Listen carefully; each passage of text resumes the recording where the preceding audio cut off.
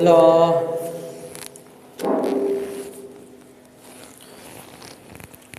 الحمد لله وكفى والصلاة والسلام على عباده الذين اصطفى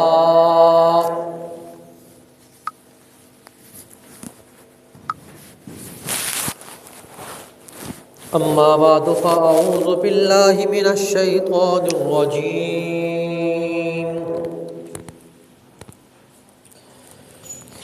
بسم الله الرحمن الرحيم إلا ابتغاء وجه ربي الأعلى ولسوف يرضى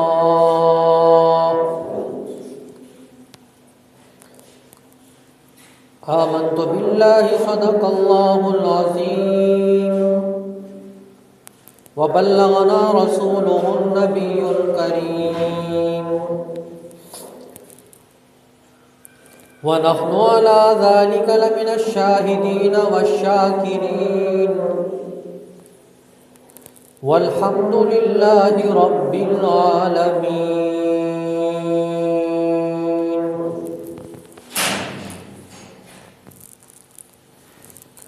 قابل عزت احترام و تکریم میرے واجب الاحترام دوستوں، بزرگوں، عزیز نوجوان ساتھیوں،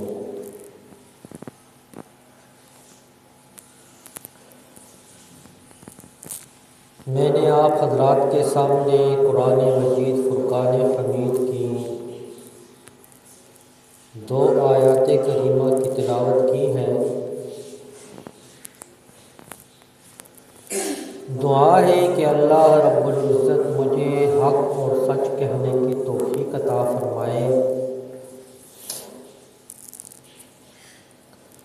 سننے اور سنانے کے بعد مجھے بھی اور آپ لوگوں کو عمل کرنے کی توفیق عطا فرمائے۔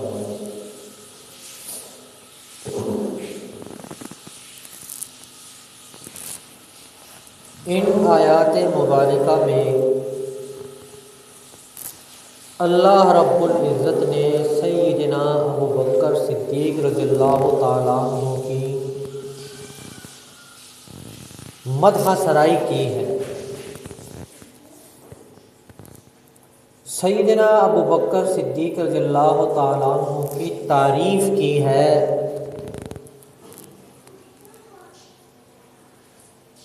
اور ان کی شان بیان کی ہے۔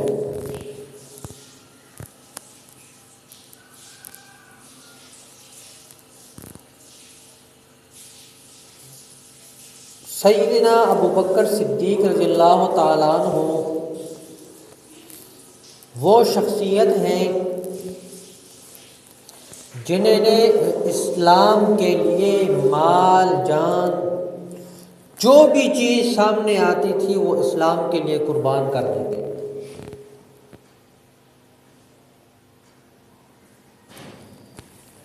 نبی پاک صلی اللہ علیہ وسلم کے حفاظت کے لیے ہر وقت تیار رہنے والی شخصیت، اپنی جان کی پرواہ کیے بغیر وہ آپ صلی اللہ علیہ وسلم کی حفاظت کے لیے کھڑے رہتے تھے۔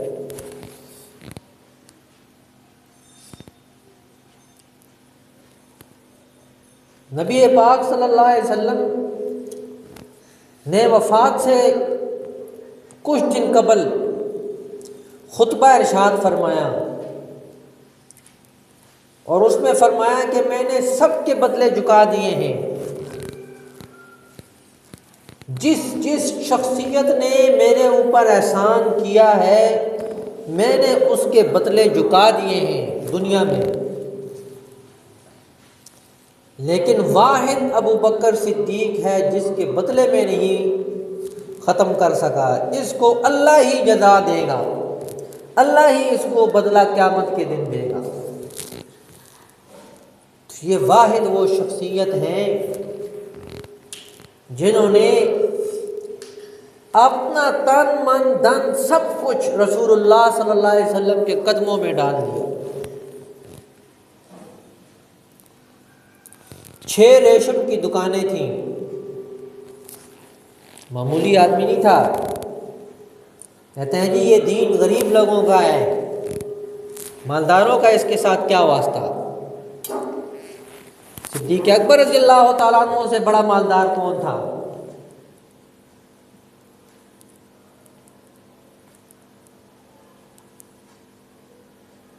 اور یہ بھی نہیں کہ صرف مال تھا، بات بھی سنی جاتی تھی، جو فیصلہ کر دیتے اس سے آگے کوئی نہیں جا سکتا تھا۔ اثر رسوخ والا آدمی تھا، اس نے اسلام قبول کیا اور سب کچھ اللہ کے راستے میں اس نے دے دیا۔ ہجرت کا واقعہ ہم سنتے رہتے ہیں کہ آپ کے پاس جو کچھ تھا سب لا کے رسول اللہ صلی اللہ علیہ وسلم کے سامنے رکھ دیا۔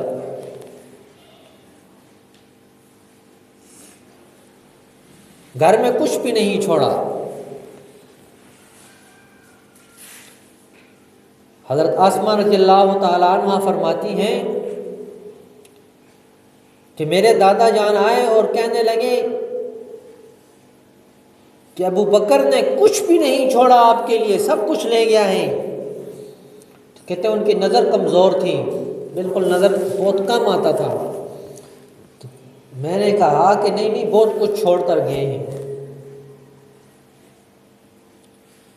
تھیلی میں پتھر جمع کیے اور اس کو ایک جگہ پہ رکھ دیا اور ان کا ہاتھ اس کے اوپر لگا دیا کہ یہ دیکھو ہمارے لیے کتنا کچھ چھوڑ کے گئے ہیں۔ تو انہوں نے کہا اچھا یہ تو بہت اچھا کام ہے کہ خالی تو میں نہیں چھوڑ کے گئے۔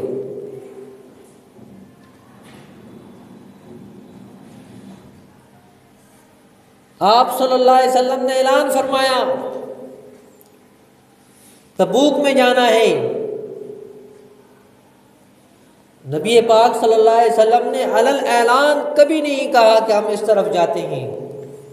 جس طرف جانا ہوتا اس سے دوسری طرف کے راستے پوچھتے، ادھر کیسے جانا ہے، کیسے جاتے ہیں، علل اعلان نہیں کہا۔ اور تبوک میں جب جا رہے تھے علل اعلان کہا تبوک جانا ہے۔ سخت گرمی کا موسم تھا، ریتلی علاقہ ہے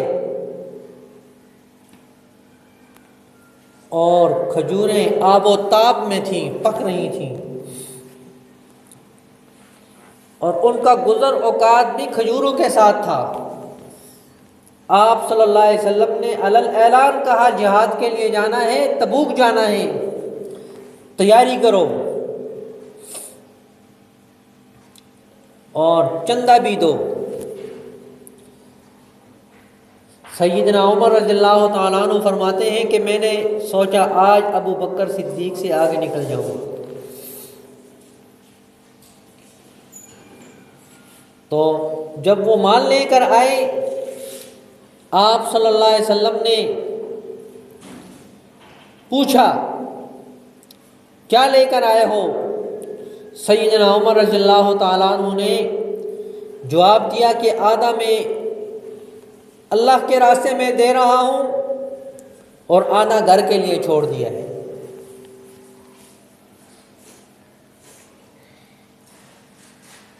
جب ابو بکر صدیق رضی اللہ تعالیٰ عنہ تشریف لائے سوال کا انداز ہی بدل گیا۔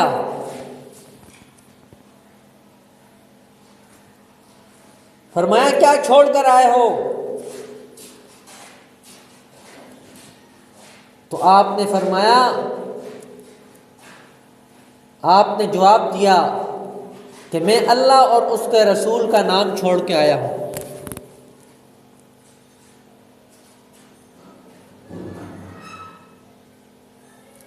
اتنی خدمات ہیں دین کے لیے، جہاں معلومات ہوتی کہ جس مسلمان پہ غلام ہے، کافر کا غلام ہے، ظلم ہو رہا ہے، اس کو خرید کر آزاد فرما دیتے۔ بے شمار ایسے غلام ہیں جن کو سیدنا ابو بکر صدیق رضی اللہ تعالیٰ عنہ نے خرید کے آزاد فرما دیا۔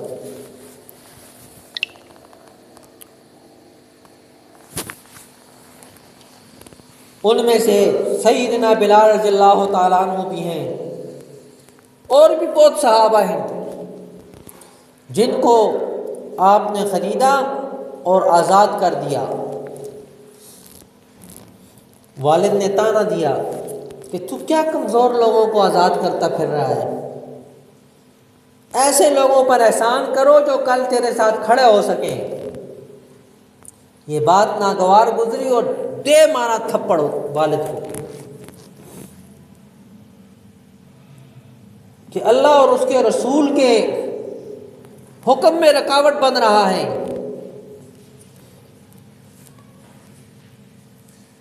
آپ صلی اللہ علیہ وسلم نے پوچھا ابو بکر تو نے والد کو تھپڑ مار دیا؟ جواب سنیے، یہ ہے سچا عشق۔ ہماری طرح نہیں تھے دوغلے، منہ پہ کچھ اور باہر کچھ اور۔ فرمانے لگے کہ میرے پاس تلوار ہوتی میں ان کی گردن اتار دیتا، کہ اللہ اور اس کے رسول کے حکم ماننے میں رکاوٹ بن رہے تھے۔ ویسے نہیں اللہ نے شان بیان کر دی، الا ابتغاء وجہ ربہ الاعلی۔ ابو بکر صدیق جو کچھ کر رہا ہے وہ اللہ رب العزت کو راضی کرنے کے لیے کر رہا ہے۔ اور آگے کہا وَلَسَوْفَ يَرْضَىٰ، ان قریب میں اس کے ساتھ راضی ہو جاؤں گا۔ رضاعت کا اعلان کیا اللہ رب العزت نے، اور تمام صحابہ اکرام رضوان اللہ علیہم اجمعین کے لیے مجموعی اعلان فرما دیا، رضی اللہ عنہم ورضوا عنہ، اللہ ان سے راضی ہے اور صحابہ اکرام رضوان اللہ علیہم اجمعین اللہ سے راضی ہیں۔ یہ صحابہ اکرام کی شان تھی کہ اللہ نے دنیا میں ان کے لیے رضاعت کا اعلان کیا۔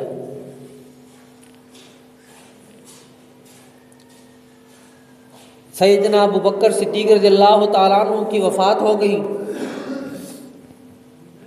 حضرت عمر رضی اللہ تعالیٰ عنہ فرماتے ہیں کہ میں نے حلوہ تیار کیا اور کہا کہ سب سے جو زیادہ مستحق لوگ ہوں گے ان کو کھلاؤں گا۔ علامہ سیوطی رحمۃ اللہ علیہ نے بڑا زبردست واقعہ لکھا، بندہ سن کے حیران ہو جاتا ہے۔ فرماتے میں نے اس کو اٹھایا اور نکل گیا، پہاڑوں کی طرف چلا گیا، وہاں دیکھا کچھ لوگ معذور پڑے ہوئے ہیں، تو دل میں سوچا کہ یہی لوگ مستحق ہیں، ان کو کھلاتا ہوں۔ تو فرمانے لگے میں نے لقمہ اٹھایا اور ایک بندے کے منہ میں دیا، اس نے کہا انا للہ و انا الیہ راجعون۔ تو میں بھی حیران ہو گیا، کہنے لگا اچھا نہیں لگا، لیکن یہ بات نہیں ہے۔ انہوں نے پوچھا پھر کیا بات ہے، پھر تو نے انا للہ کیوں پڑھی؟ تو وہ شخص کہنے لگا مجھے معلوم ہو گیا ہے کہ صدیق اکبر رضی اللہ تعالیٰ عنہ کا انتقال ہو گیا۔ انہوں نے کہا تو اس پہاڑی میں ہے، تجھے کیسے پتہ چلا؟ اس نے کہا کہ جب وہ ہمارے منہ میں لقمہ دیتے تھے تو پہلے چوستے تھے، اس کے بعد دیا کرتے تھے، اس سے معلوم ہوا کہ وہ خود نہیں آئے، آپ نے ویسے ہی ہمارے منہ میں دے دیا، تو اس سے معلوم ہوتا ہے کہ وہ دنیا میں نہیں ہے، اگر دنیا میں ہوتے وہ خود چل کے آتے۔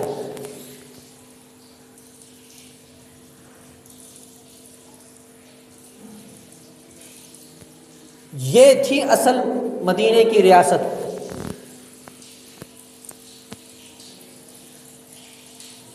کہ غریبوں کے ساتھ اور کمزور لوگوں کے ساتھ ایسے مدد کی جاتی تھی۔ آج تو غریبوں کا خون چوسا جا رہا ہے، اور ایسے ایسے ٹیکس لگا دیے ہیں کہ بندے کو نام بھی نہیں آتے۔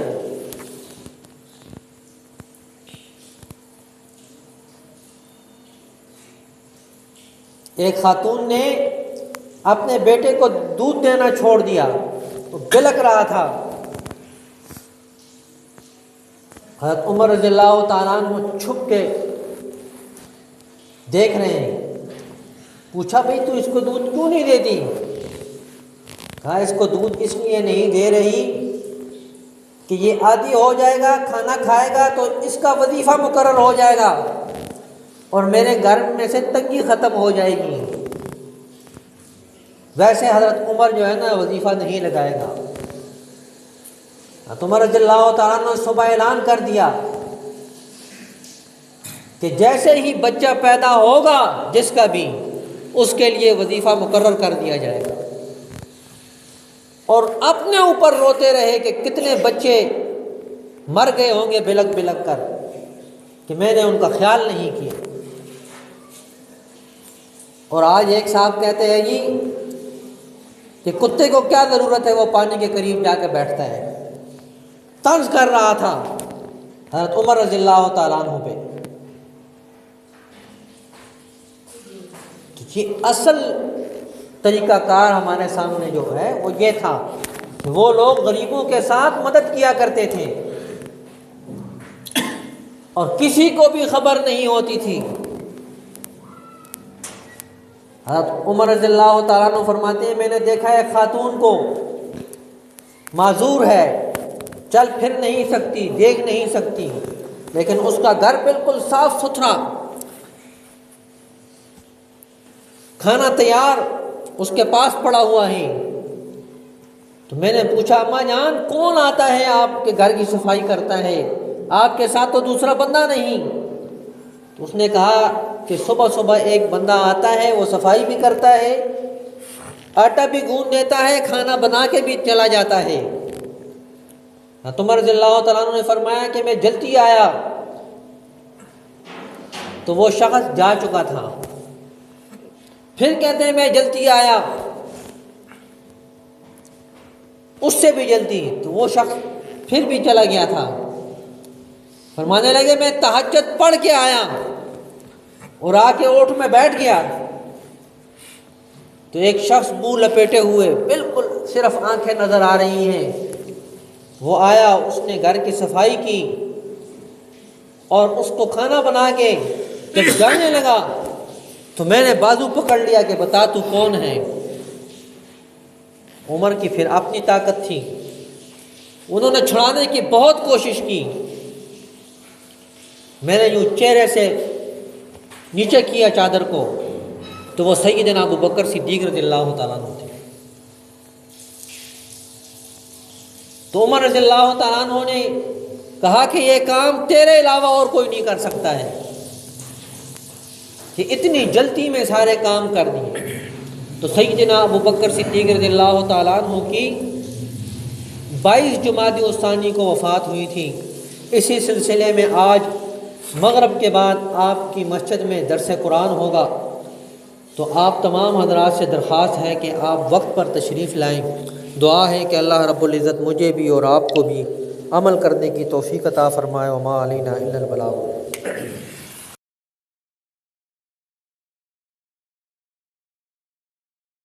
اللہ اکبر اللہ اکبر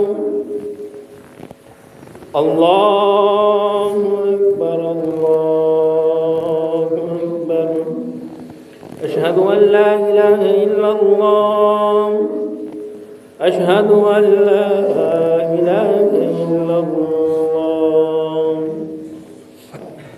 اشہد ان محمد رسول اللہ اشہد ان محمد رسول اللہ حی علی الصلاة حی علی الصلاة حی علی الفلاح حی علی الفلاح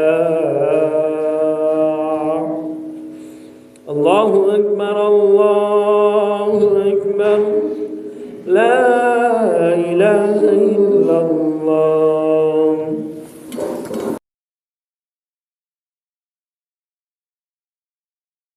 الحمد لله وكفى والصلاة والسلام على من لا نبي بعده أرسله بالحق بشيرا ونذيرا وداعيا إلى الله بإذنه وسراجا منيرا.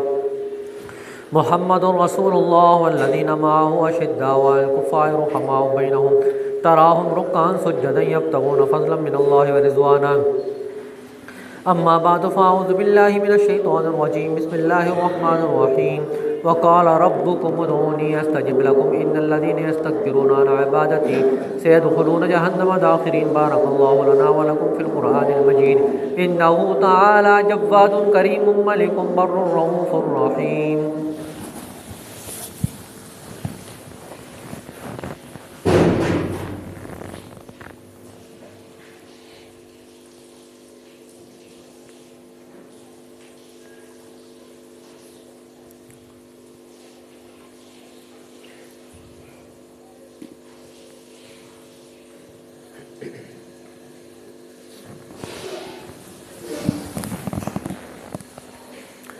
الحمد لله نحمده ونستعينه ونستغفره ونؤمن به ونتوكل عليه ونعوذ بالله من شرور أنفسنا ومن سيئات أعمالنا. من يهده الله فلا مضل له ومن يضلل فلا هادي له. ونشهد أن لا إله إلا الله وحده لا شريك له. ونشهد أن سيدنا وسندنا وحبيبنا وطبيبنا وطبيب قلوبنا ومرشدنا ومهتدنا وهادينا وسبلنا ومولانا محمدا عبده ورسوله. أما بعد فأعوذ بالله من الشيطان الرجيم. بسم الله الرحمن الرحيم. إنا أعطيناك الكوثر فصل لربك وانحر إن شانئك هو الأبتر. وقال النبي صلى الله عليه وسلم أرحم بأمتي أبو بكر وأشدهم في أمر الله عمر وأصدقهم حياء عثمان وأقواهم علي وفاطمة سيدة النساء أهل الجنة وحمزة أسد الله وأسد رسوله. اللهم اغفر للعباس وولده مغفرة ظاهرة وباطنة لا تغادر ذنبا. الله في أصحابي لا تتخذوهم من بعدي غرضا.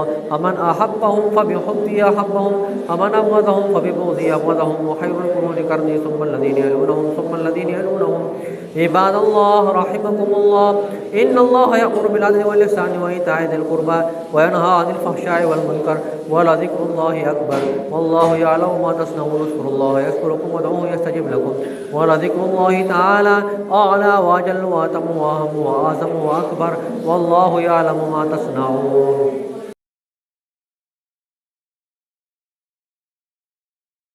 الله أكبر الله أكبر الله أكبر الله أكبر.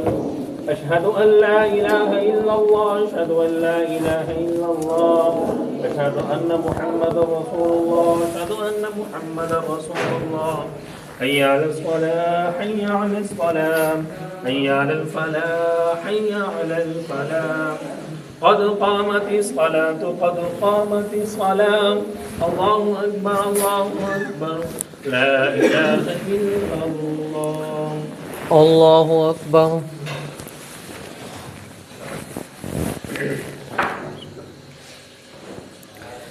الحمد لله رب العالمين الرحمن الرحيم مالك يوم الدين. إياك نعبد وإياك نستعين. اهدنا الصراط المستقيم صراط الذين أنعمت عليهم غير المغضوب عليهم ولا الضالين.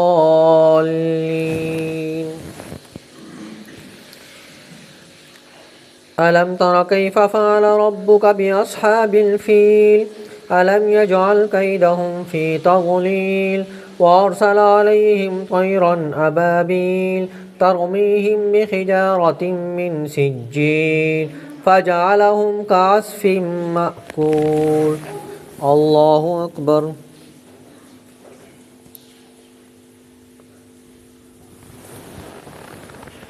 سمع الله لمن حمده. الله أكبر.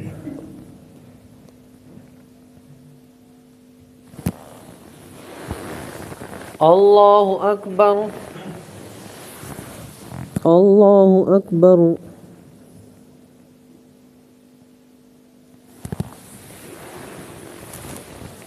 الله أكبر.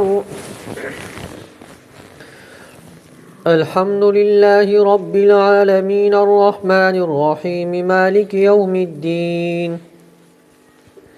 إياك نعبد وإياك نستعين. اهدنا الصراط المستقيم صراط الذين أنعمت عليهم غير المغضوب عليهم ولا الضالين. قل هو الله أحد الله الصمد لم يلد ولم يولد ولم يكن له كفوا أحد. الله أكبر.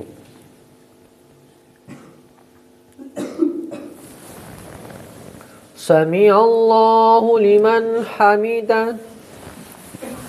الله أكبر. الله أكبر. الله أكبر.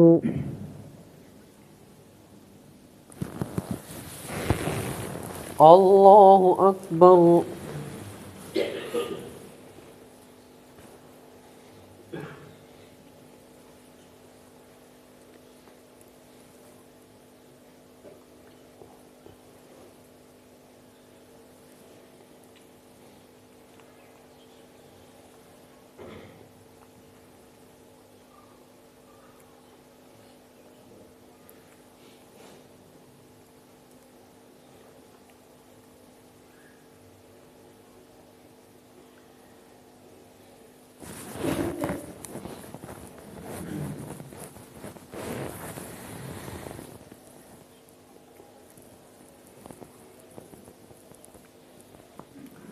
السلام علیکم ورحمۃ اللہ. السلام علیکم ورحمۃ اللہ.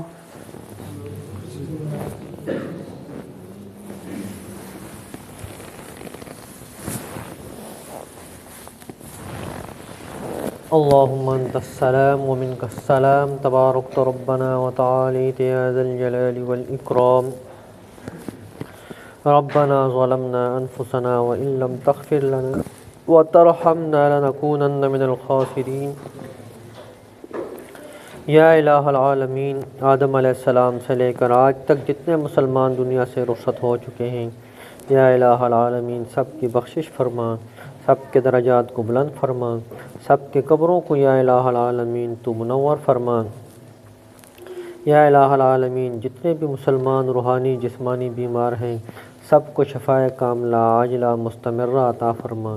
علماء حق کی حفاظت فرما، دینی مدارس کی، مکاتب کی، خانقاہوں کی، مراکز کی، مساجد کی یا الہ العالمین تو حفاظت فرما. یا الہ العالمین ہم سب کو دین پر چلنے کی توفیق عطا فرما، دینداروں کے ساتھ وابستہ رہنے کی توفیق عطا فرما. یا الہ العالمین فتنوں کا دور ہے، ہر طرف سے فتنے امڑ رہے ہیں. یا الہ العالمین ہم سب کی فتنوں سے حفاظت فرما. یا الہ العالمین، یا الہ العالمین راہ حق پر چلنے کی توفیق عطا فرما، صراط مستقیم پر چلنے کی توفیق عطا فرما. یا الہ العالمین ہم سب کو دین کے تمام تقاضوں پر پورا اترنے کی توفیق عطا فرما، مرتے دم تک دین پر ثابت قدم رہنے کی توفیق عطا فرما. جب موت کا وقت آئے تو زبانوں پر کلمہ طیبہ لا الہ الا اللہ محمد رسول اللہ جاری فرما. وصلی اللہ تعالی علی خیر خلقہ محمد وآلہ واصحابہ اجمعین برحمتک یا ارحم الراحمین.